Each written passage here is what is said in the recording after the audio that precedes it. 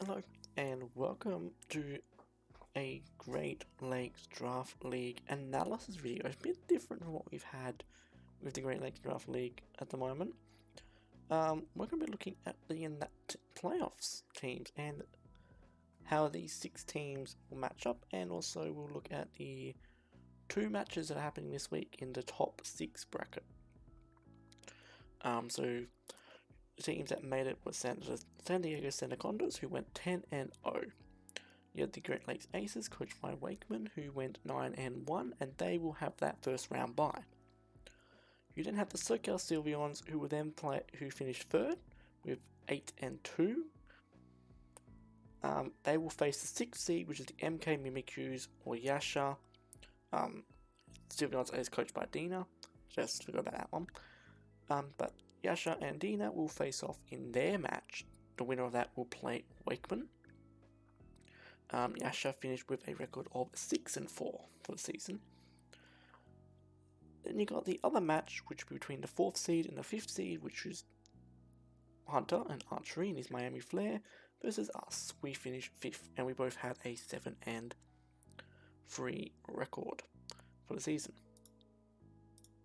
So this is what the bracket looks like at the moment, and as you can see, all the seasonal results there. 10-0 for Joey, which is very impressive. 9-1 for the Aces, 7-3 for me and Hunter, 8-2 for Dina, and 6-4 for Yasha. This division was very, very stacked, so big props to Joey and Wakeman for their 9-1 and 10-0 seasons. Doing that in probably could have been which was really a stacked league. You look at the people who missed. They had Raz, you had Rolo who missed, Wolf, Toby. They all missed this playoffs run, and arguably any of them probably could have made a case to make it for the season. So these are the final 6 that remain in the season. Huge congratulations to these teams, by the way. Like, not just take me out of this. Every single one of them have earned their place in this playoffs bracket, and they should be really, really proud of their seasons. Very solid teams. Some orthodox teams, like for example Joey. I've looked at him as a mid-tier team. Bang, top of the ladder, 10-0. I would have thought that would have been Rolo or Hunter. Their teams were very awesome. But Joey surprised us all with a big performance this year. So next up, we're going to look at the end of season transactions. As of recording this video, Joey has not made his transaction because he doesn't really need to. He's got the week off. He can assess his options after me and Hunter play, because we have 2 very different teams. He may need a different Pokemon to deal with us. But we'll talk about the other transactions. We'll go by seeding order, so we'll start from Wakeman and work our way down to Yasha. Wakeman has traded out the Dragon for the Manectric, which is a tier 4 to tier 4. The Manectric is a weird pick here. Like, Dragon is not the best dragon type, but I think it will provide something very important, which is a dragon type. You look at his team, his water type is Rotom Wash, which isn't really weak to electric. His flying type Braviary is his only real electric weakness, unless he's trying to cover for Thunder Waves that could be thrown at his Cinderace. So I don't really think Wakeman needed to make this trade, but then again, he probably has some sort of philosophy of why he's done it. So there's that. Dina has dropped their Magneton for their Togepi. I do actually like dropping the Magneton for an element of redirection. Redirection on our team is actually really strong. She's got things like Thundurus and Urshifu and Mudsdale. Just Pokemon that appreciate a tiny bit of redirection, just to be extra annoying. The Magneton was really being overshadowed by the Thunderous because that's the Pokemon you want to bring. She also had Boltund. Having 3 electric Pokemon, not really ideal, even though one's flying type. But she made a very good trade. I like what Dina's done here. Dropped a electric type she was under-neutralizing. She may have dropped her only steel type, but she's grabbed Togepi, which A-okay in my opinion. Next up we have Hunter. And he's dropped his Feeble for Slip-Off. So one Unburden user for another Unburden user. So he's got Lele and Slip-Off now, which I think is actually a pretty good idea. Slip-Off gives him a tiny bit more than I feel like Feeble would be giving him. String Shot and that other stuff is very good speed control for him, and it will be actually really helpful in his 2 finals matchups in Joey and me, because String Shot could just be generally very, very annoying to any team. So he's done tier 3 for tier 3. Unburden user for Unburden user. That's fine. It's cut and butter. He's just swapped it around a little bit. When we've made a transaction, we've dropped a Dusknoir for a Frostlass. We weren't using Dusknoir at all, so we decided just to get rid of it for Frostlass, something that gives us a tiny bit more support and something that would generally help us out a bit more than what Dusknoir was doing. We brought Dusknoir last week, but that was more of a week that we didn't really need to win. There was no pressure on us. We only needed to win 1 game, so Dusknoir couldn't come.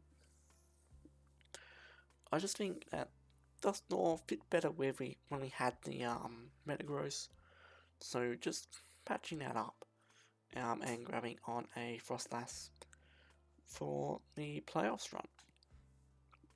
And the final transaction is Yasha, who dropped the Dog Trio for Heliolisk.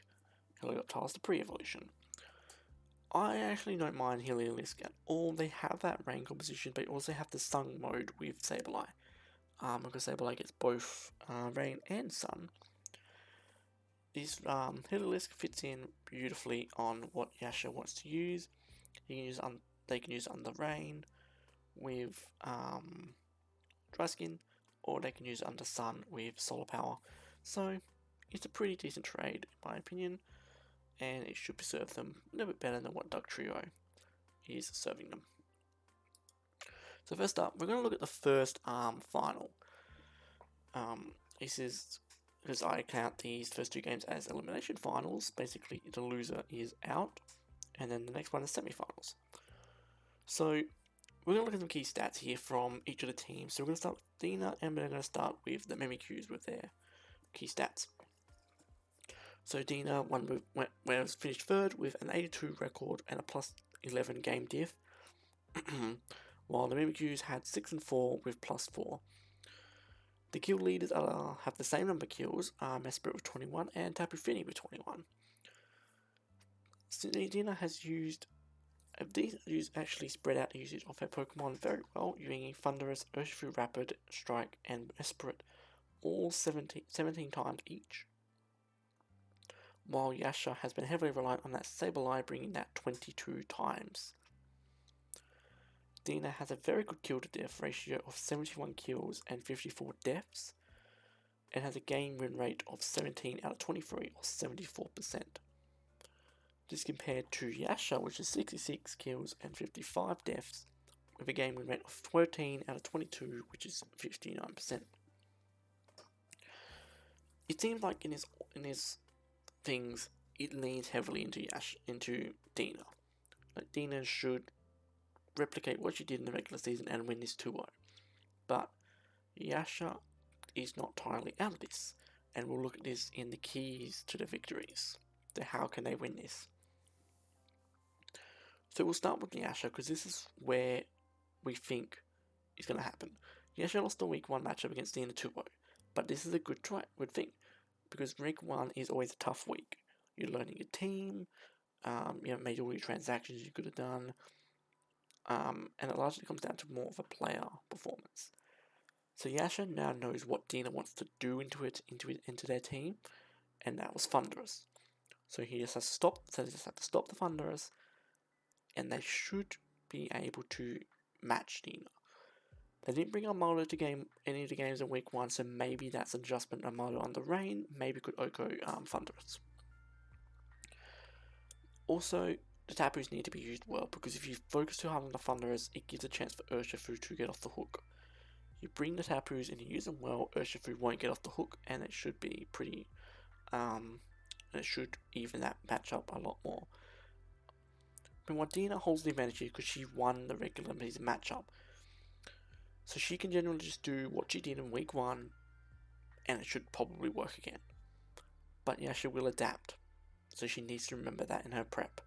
Yasha will adapt, so she needs to preempt some of these adaptations. Will the Armado come more often? Will the Heliolisk play a major role in this matchup?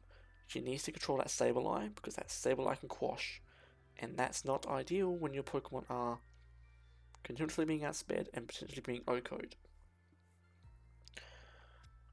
And Thunderous and Urshifu are very important into the matchup as well.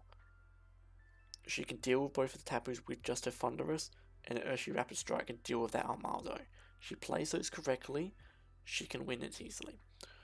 And obviously, Pokemon's board of predictions, I've got to put animations on so I can click and reveal it.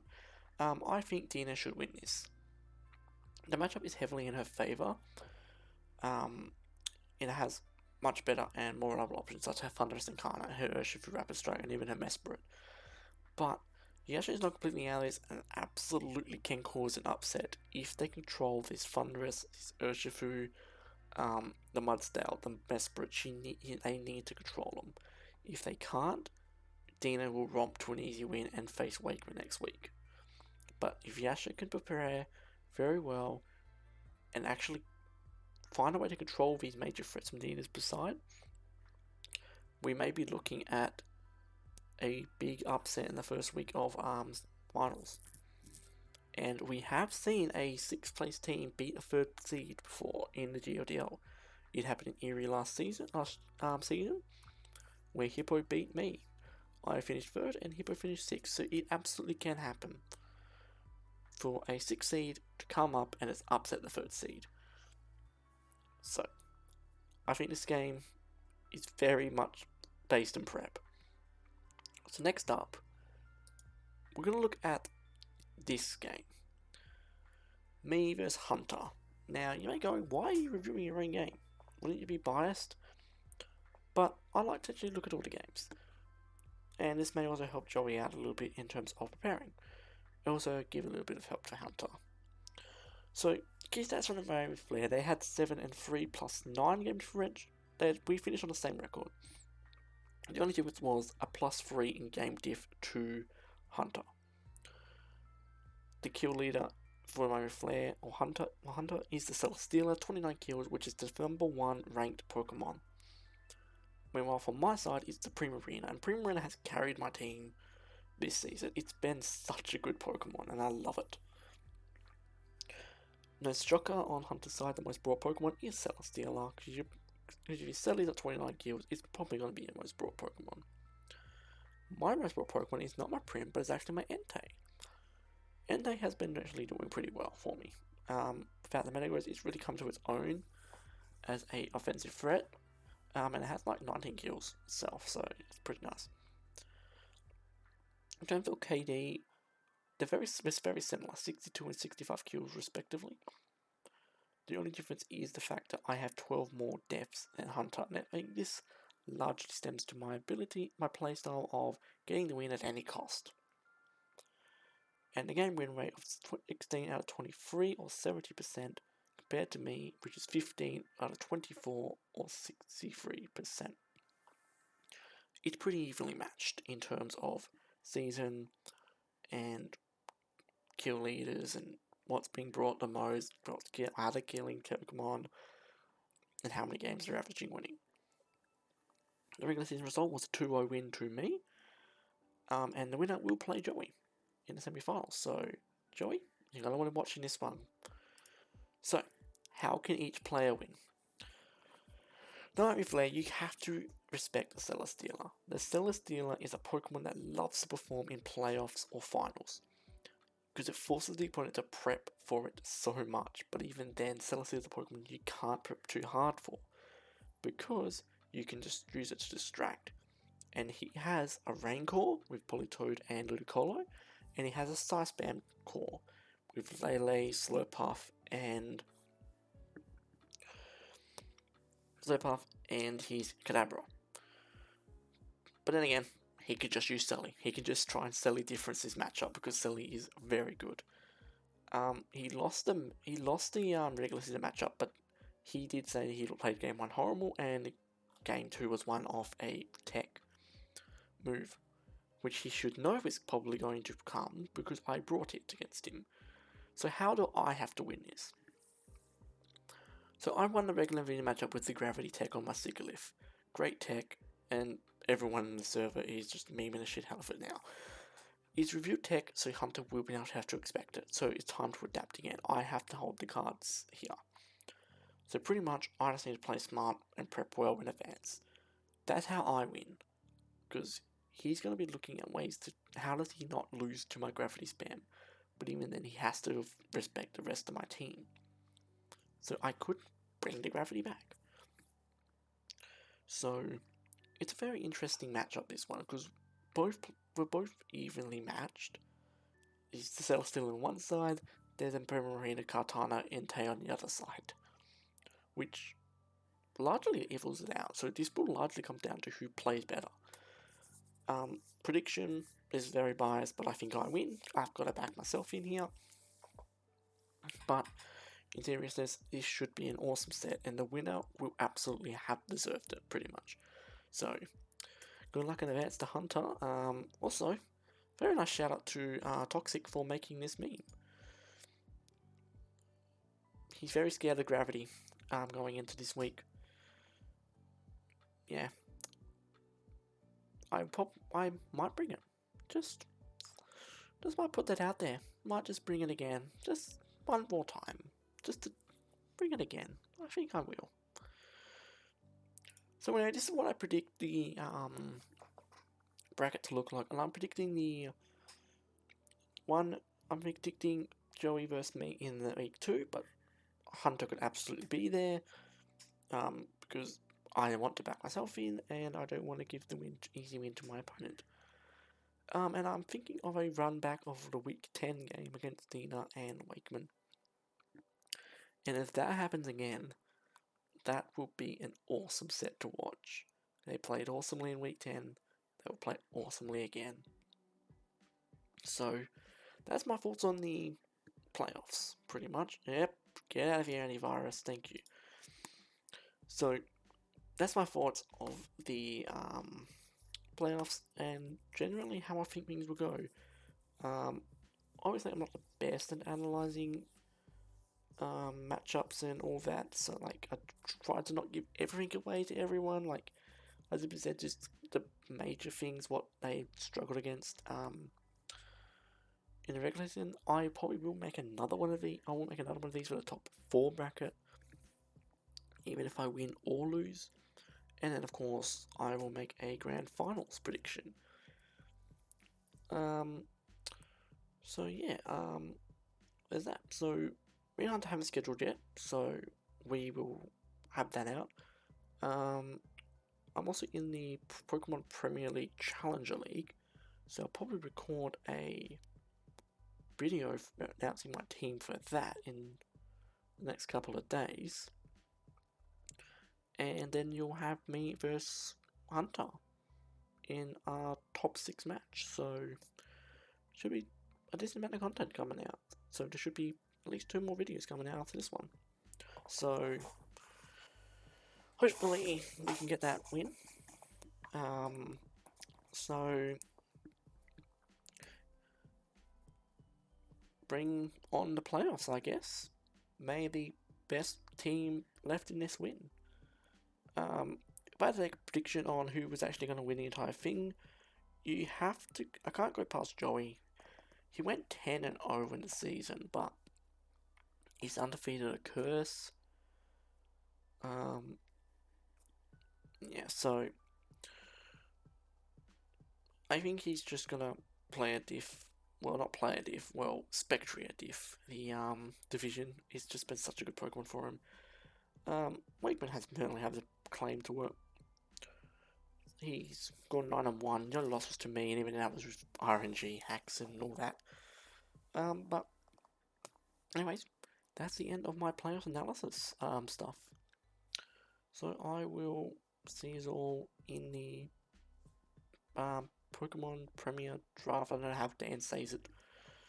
I'll have that video. I'll probably record after this one, to be honest. But anyway, thanks for watching, and do stick around for some more, well, content coming out. So until then, bye.